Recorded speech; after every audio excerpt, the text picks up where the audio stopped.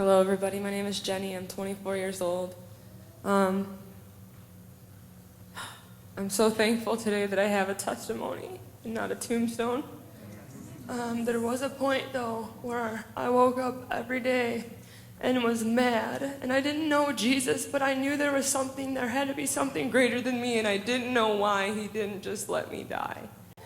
I started using drugs when I was 12 years old. I had an alcoholic father, and I kind of was resentful, and I felt like, well, if he's going to drink on the weekends all the time, there must be something so great about it. So I started doing it myself and hanging out with other kids who had parents who drank, and so we didn't get in trouble.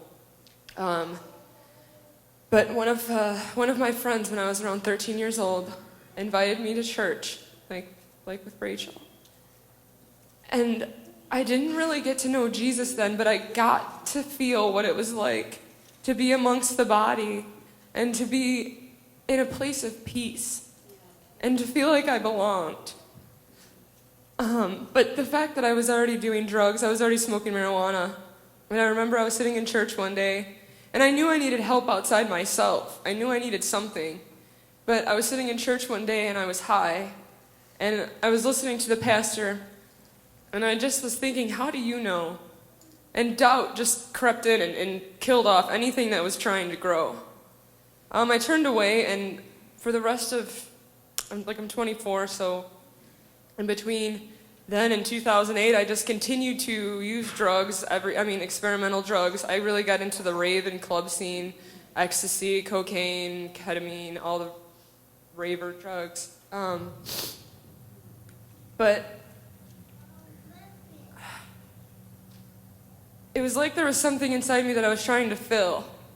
And I think that there's a place inside of each of us that is only filled by Jesus.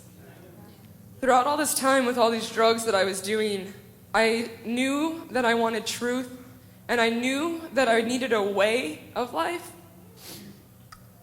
And that's what I was seeking. I was looking into Taoism and Buddhism and all these different ways of life that wasn't religion. I didn't want religion. But I was never fulfilled. And I continued, my sister and my brother are Christians, and they would kind of allude to me that maybe Jesus was what I needed, but I just completely had turned away from that idea. And that's how I know that there is an opposing force to God's kingdom. I know that because I didn't have knowledge of who Jesus was, but I knew I didn't want him, but I didn't know why.